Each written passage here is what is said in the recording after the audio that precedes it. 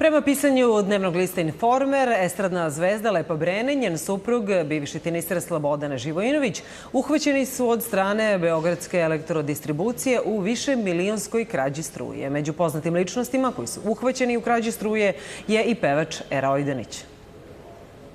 Sa brojila luksuzne vile na Bežanijskoj kosi, inače porodične kuće poznatog bračnog para Živojinović, skinute su plombe i presečeni merni kablovi. Zato su merači na brojilu pokazivali manju potrošnju struje od realne.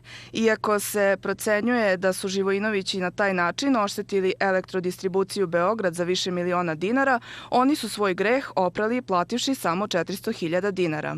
Iz elektrodistribucije Beograd kažu da su se za tu cifru nagodili sa poznatim bračnim parom jer se protokol o namirenju duga sklapa samo za period od poslednje kontrole koja je pokazala da su brojila ispravna pa do trenutka kada je otkrivena krađa. Na taj način Živojinovići ne samo da su platili manje struje nego što su potrošili, već su izbegli i sudski postupak jer su na vreme namirili pomenuti dug. Spekuliše se da je državu potkradao i pevač Era Ojdanić koji je nelegalno bio priključen na 2 brojila. Međutim, on je za list Informer negirao da je krao struju.